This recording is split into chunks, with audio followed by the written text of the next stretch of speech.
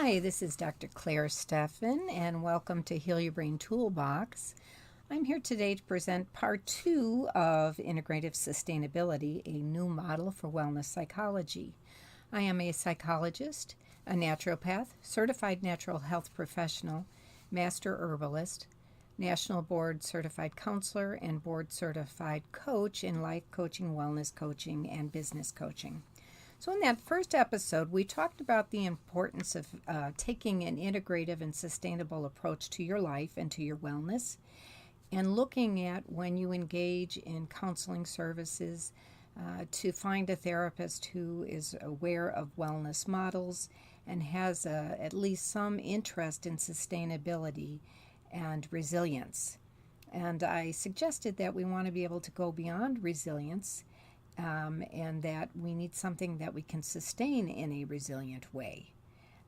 That we're often faced with challenges in life through losses or sometimes traumatic events, yet we still have to have the resilience to be able to get through those and adapt and find a way to remain healthy and to do that not only in our relationship to ourselves but in relationship to others.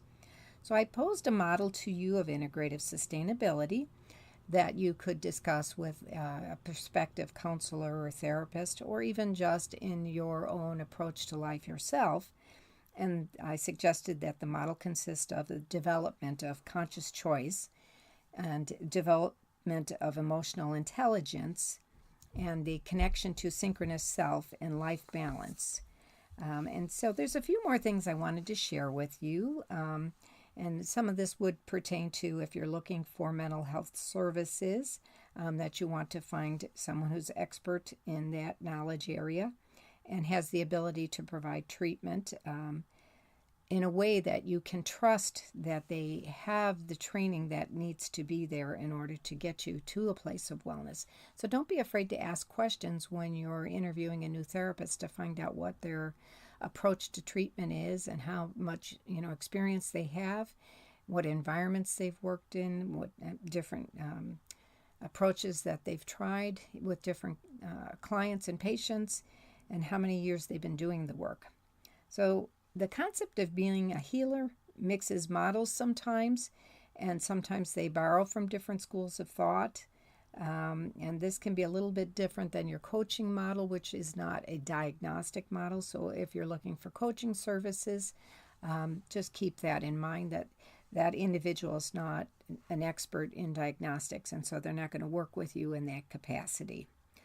So as human beings, though, we go through a lot of changes in life, and sometimes it's a delicate balance to really find the place where we feel at our best, and mind, body, and spirit.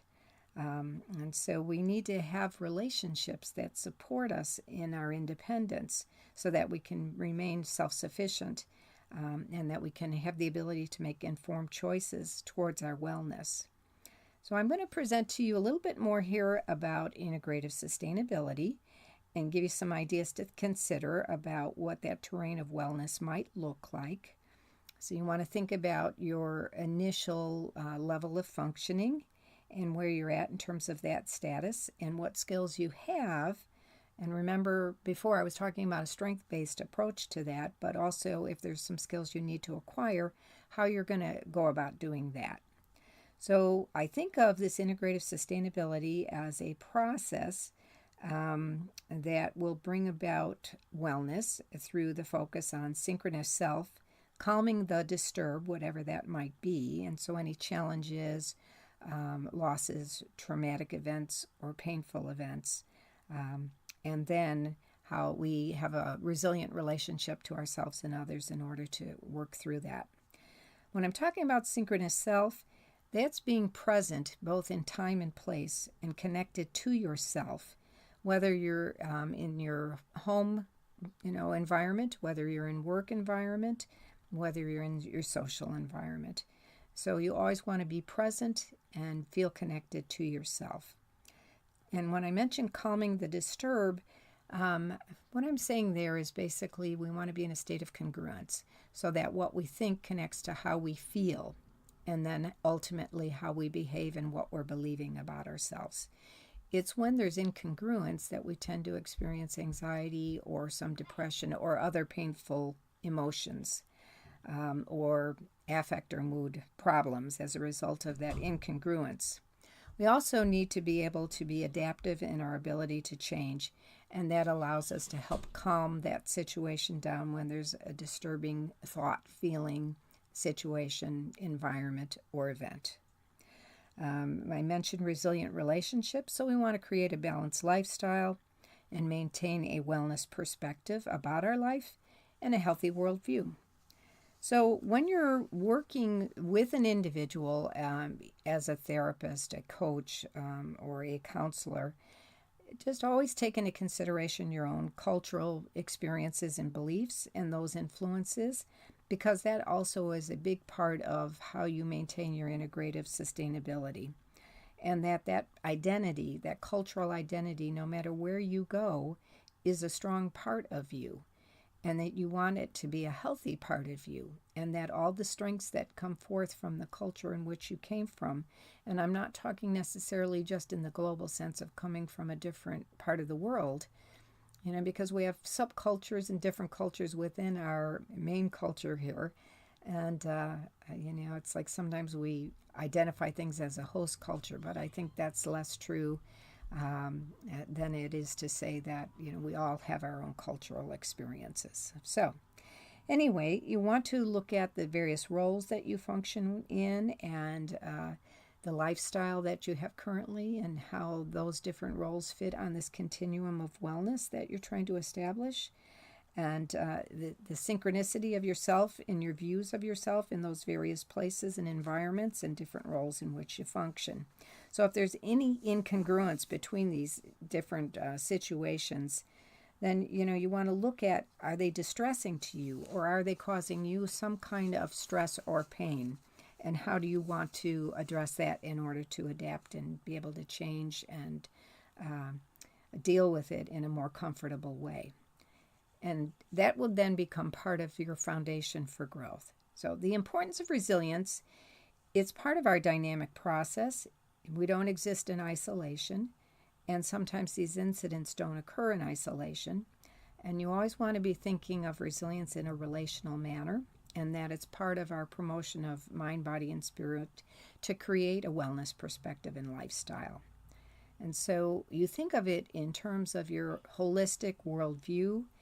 And I like to have people consider themselves as part of a universal world, that we're all equal, we're all inclusive, and that diversity that we each bring to the table, if you will, is equally important and significant in the approach to wellness in our life. So, when you're in distress, sometimes we forget those things, or we tend to look at ourselves in negative ways or talk to ourselves in negative ways. So we forget about our strengths. So I think it's really important to take a strength inventory and have that written down somewhere to remind yourself when you are struggling what your strengths really are. So if you're seeking counseling, as I said, don't be hesitant to ask a lot of questions of the counselor or therapist. Because this is going to become a relationship, and therapy is really about the relationship, and it is a dynamic process because everything is relational, and it's really important to consider this in terms of the lifestyle that you're trying to create here that is integrative and sustainable. I think of, the idea of wellness is extending beyond just the scientific, because it includes the realms of spiritual and philosophical, which is part of our human condition. And we want to examine this in terms of sustainability. So we want to go beyond healing, and we want to go beyond just motivating others. We also want to be looking at what is our purpose and meaning in life, and not just worrying about taking care of everybody else, but taking care of ourselves as well so we can thrive. So we want to know how to motivate ourselves, and that can be a complex process at times, And so knowing what to do when you're in a period of loss or when you're feeling down, knowing what resources to tap into or who to go to for support is critical.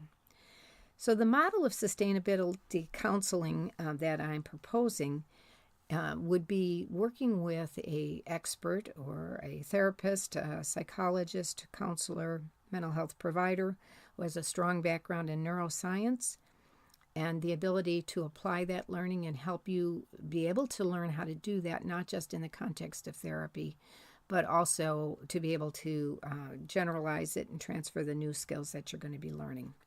Wants to be able to help you learn how to make new choices in a healthy way, so to develop new choice thinking, and to be able to become emotionally resilient, and to focus in treatment on wellness and mindfulness. So we want to be able to develop healthy choices that promote adaptive and the ability to change our thinking, that promote wellness in terms of emotional functioning, and clearly we want to be cognitively flexible and emotionally resilient. So as you're thinking about developing your own lifestyle of integrative sustainability, perhaps incorporate some of these ideas on how to develop and devise a wellness model for yourself.